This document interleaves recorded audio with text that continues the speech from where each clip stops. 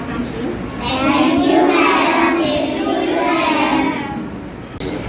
Bright ప్రధాన సంవత్సరం నుంచి వచ్చిన మా స్నేహితుడు శివశంకర్ గారికి, అలాగే మరో స్నేహితుడు ప్రసాద్ గారికి, అలాగే మేడం గారికి అందరికీ తెలుగు భాషా దినోత్సవ శుభాకాంక్షలు. ఈరోజు తెలుగు భాషా దినోత్సవం జరుపుకుంటున్నాం.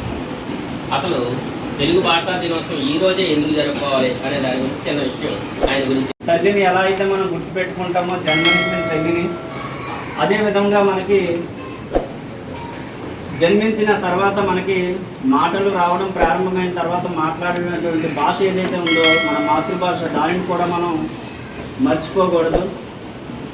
మనం అవసరం గురించి ఇప్పుడు జగదీష్ సార్ పాడినట్లుగా పరభాషా జ్ఞానాన్ని నువ్వు సంపాదించు, నీ భాషలోనే నువ్వు సందర్శించు. అంటే పాశ్చాత్య దేశాలలో మనం ఉద్యోగాలను నిర్వహించడానికి, ఉపాధి అవకాశాల కోసం పాశ్చాత్య భాషలను నేర్చుకోవడంలో తప్పులేదు. కానీ మన భాషను మనం ఏ రోజు నిర్లక్ష్యం చేయకూడదు.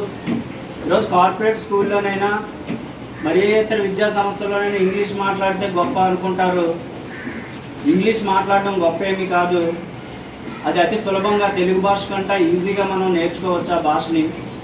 కానీ తెలుగు భాషని ఈరోజు మనం మంచి వక్తలుగా రూపొందాలన్నా, మంచి వక్తలుగా తీర్చిదిద్దబడాలన్నా మన మాతృభాషపై మనకి పట్టుండడం చాలా అవసరం. ఎందుకంటే ఒక విషయాన్ని మనం క్షుణ్ణంగా అర్థవంతంగా వ్యక్తీకరించగలిగే భాష అంటూ ఉందంటే అది మాతృభాషే. అందువల్లనే మన సాహిత్యవేత్తలు, విద్యావేత్తలు కూడా ప్రభుత్వాలకు పదే పదే చెప్తుంది, ప్రాథమిక విద్య అంతా కూడా మాతృభాషలోనే ఉండాలి. మాతృభాష అనేది నిర్లక్ష్యం అయితే మన జ్ఞానం అనేది అర్ధరహితం అయిపోతుంది. కాకపోతే ఏంటంటే అక్కడ అవసరం మన తెలుగు వాళ్ళ యొక్క గొప్పతనం, తెలుగు వాళ్ళ యొక్క పేరు ప్రఖ్యాతులు, ఖ్యాతి ఈరోజు ప్రపంచ స్థాయిలో నిలబడాలి అంటే మనం అక్కడికి వెళ్ళాలి. అక్కడికి వెళ్ళాలి అంటే అవసరానికి భాష అవసరం.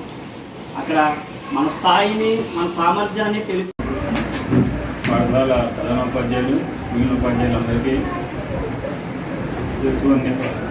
పాదాభరణం చేస్తున్నాను.